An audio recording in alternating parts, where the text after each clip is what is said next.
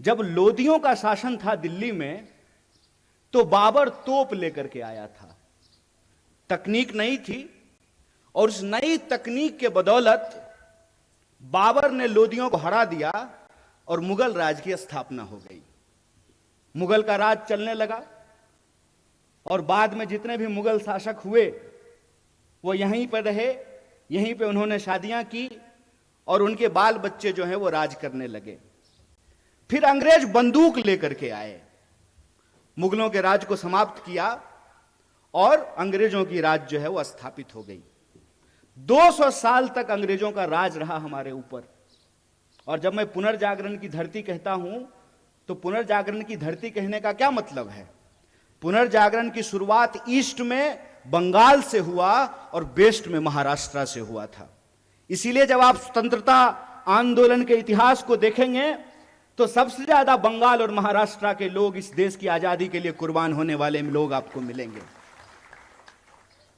तो फिर अंग्रेजों को उस राज को कौन सी तकनीक से समाप्त किया गया?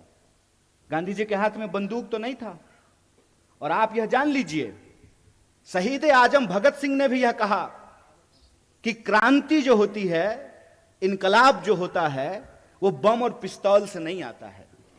कई बार हमारे जो नौजवान साथी हैं उनके व्हाट्सएप पे यह भी मैसेज आता है कि जब शहीद आजम भगत सिंह को फांसी हो,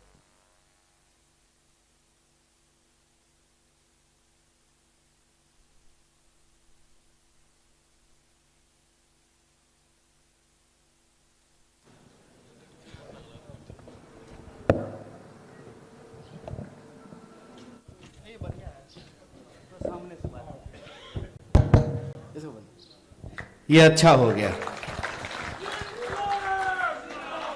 कई बार आप लोगों के सामने ये मैसेज आया होगा कि शहीद आजम भगत सिंह को फांसी हो रही थी और गांधी जी ने कुछ नहीं किया। ये तमाम जो चीज है इसको हमको समझना पड़ेगा। जबकि शहीद आजम भगत सिंह कह रहे हैं कि बम और पिस्तौल इनकलाब नहीं लाता है।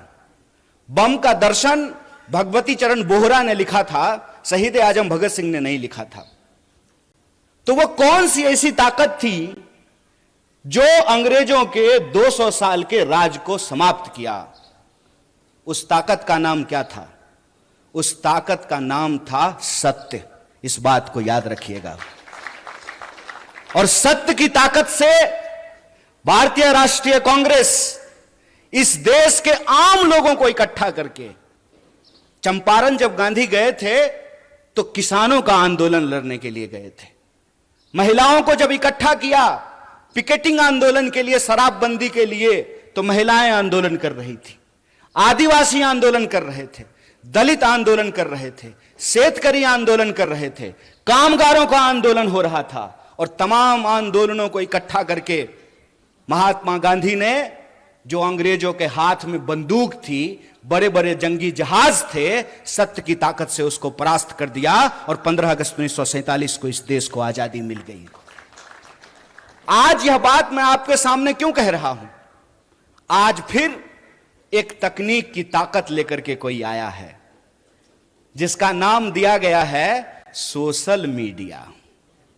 बताइए, नाम है सोशल मीडिया और काम इसका सबसे ज्यादा अनसोशल है।